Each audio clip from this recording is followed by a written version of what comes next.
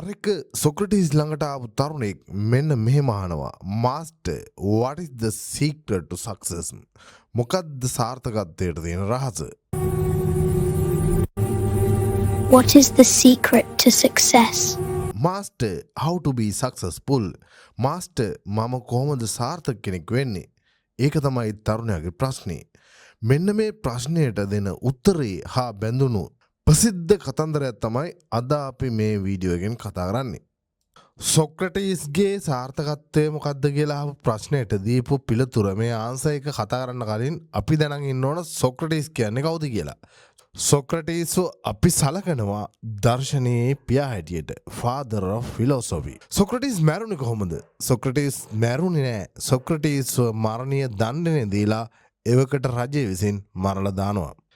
ලෝකයේ හිටපු සත්‍යවාදීන්ට අවසානයේ ලැබුණු තෑග්ග තමයි මරණීය දණ්ඩනය. ගොඩක් අයට එහෙම ලැබිලා තියෙනවා. ජේසුස් වහන්සේ වගේ සත්‍යවාදීන්ට ගොඩක් විට මරණීය දණ්ඩනය තමයි ලැබිලා තියෙන්නේ. අපි එහෙමනම් කතන්දරයට යමු. තරුණ දරුවා අහනවානේ මම සාර්ථක වෙන්නේ කොහොමද කියලා. ඒකට උත්තරය දෙනවා Socrates. Socrates smiled and said hina වෙලා මෙන්න මෙහෙම කියනවා Socrates I will show you the way. මං ඔයාට පාර පෙන්නන්නම් සාර්ථක වෙන්නේ කොහොමද කියලා පාර පෙන්නන්නම් but you must learn something very important first. ඔයා මුලින් ඉතාම වැදගත් something very important කියලා කියන්නේ ඉතාම වැදගත් දෙයක් මුලින්ම ඉගෙන ගන්න ඕන. මං ඊට පස්සේ ඔයාට සාර්ථක වෙන්නේ කොහොමද කියලා කියා දෙන්නම් කියලා ඔන්න සොක්‍රටිස් දැන් hina වෙලා උත්තරයක් දුන්නා. The next morning Socrates took the boy to a river. ඊළඟ උදෑසන සොක්‍රටිස් එක්කගෙන ගියා බොයිව මේ තරුණයව ගඟ ළඟට ඔන්න එක්කගෙන ගියා. He asked the boy to step into the water. Socrates කිව්වා මේ තරුණයාට වතුර දිහාවට යන්න කියලා. දැන් මේ ගඟ ඇතුළට යන්න කියලා ඔන්න දැන් සොක්‍රටිස් මේ තරුණයාට කිව්වා. The boy did. ඔන්න මේ තරුණ ළමයා මේ කොල්ලා දැන් ඒ කිව්ව ලෙසටම වතුර දෙසට දැන් ගමන් කරනවා. The water came up to his neck. වතුර ඔහුගේ ඔන්න දැන් බෙල්ල ළඟටම ඇවිල්ලා තියෙන්නේ. මොකද්ද දැන් එකපාරටම වෙන්න යන්නේ? Socrates then gently held the boy's head under the water for a moment. Socrates මේ තරුණ ගැටයව වතුර යට ඔළුව මොහොතක් දැන් රඳවලා තියෙනවා.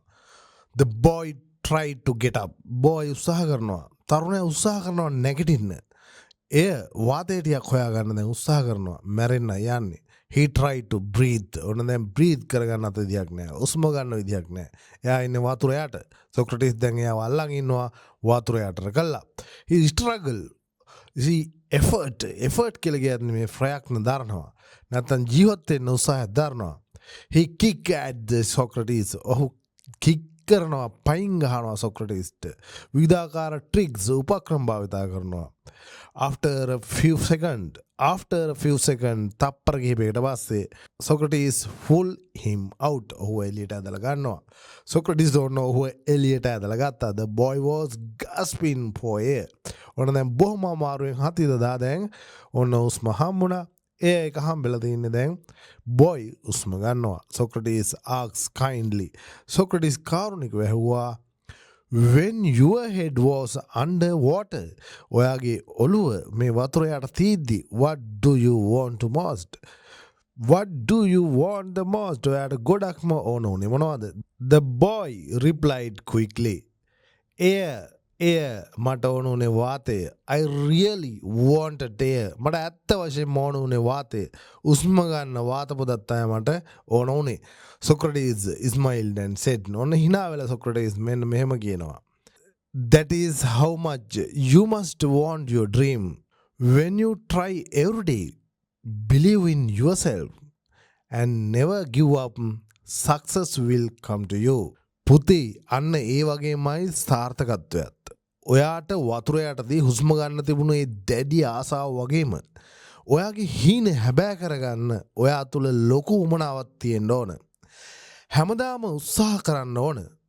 තමන් ගැන විශ්වාස කරන්න ඕන. තමන් ගැනම විශ්වාස කරන්න ඕන. කිසිම වෙලාවක පරාජය පිළිගන්නේ නැත්තම් ඔයාට ඕනෑම සාර්ථකත්වයක් ලබා ගන්න පුළුවන්. සොක්‍රටිස් අන්න එහෙම උත්තරයක් දෙනවා. මම ඒ ලෙවල් වලට ඒ තුනක් ගන්නවාමයි. මම කැම්පස් යනවාමයි මං හොඳ ජොබ්යක් හොයාගන්නවාමයි මම සුපිරිම කාර් එකක් මිලදී ගන්නවාමයි මේ කොළු ගැටයට ඒ මොහොතේ තිබිච්ච එකම අරමුණ තමයි වාතය. වාතය හොයන්න කොතරම් ස්ට්‍රගල් කරාද. ඒ වගේ තමයි ජීවිතේ සාර්ථකත්වය හොයන්න තමන්ගේ අරමුණු පසුපස හඹා යන්න ලෝ බඳින්න තමන් ඒ වෙනුවෙන් කැපවෙන්න ඕන. සාර්ථකත්වයේ සීනය තමන්ගේ ටාගට් එක තමන්ගේ ගෝල් එක තමන්ගේ විෂන් එක තමන් නිතරම දකින්න ඕන. එහෙම වුණොත් ඔබට දවසක සාර්ථකත්වයට ළඟා වෙන්න පුළුවන්. මේ සොක්‍රටිස් ගාවට ආපු කොළු ගැටයත් මාන්ස වෙලා වැඩ කළා. තමන්ගේ අරමුණ වෙනුවෙන් වැඩ කළා. හැමදාම අලුත් දේවල් ඉගෙන ගත්තා. අන්තිමේදී ඔහු සොක්‍රටිස් කිව්වාගේම හරිම ශක්තිමත්, බුද්ධිමත්, ආත්ම විශ්වාසයක් තියෙන කෙනෙක් බවට පත් වුණා. මෙම කතාවේ ආදර්ශය තමයි දුවේ පුතී. ඔයාලා ජීවිතේ දිනන නම් ඔයාලගේ හීනවලට මුළු හදවතින්ම ආදරය කරන්න. දිනපතා උත්සාහ කරන්න. කවදාවත්ම මට බෑ කියලා අතාරින්න එපා. එතකොට ඔයාලටත් ලෝකෙම දිනන්න පුළුවන්. සාර්ථක කෙනෙක් වෙන්න පුළුවන්. එහෙමනම් ඔයාලට ජයෙන් ජයම වේවා.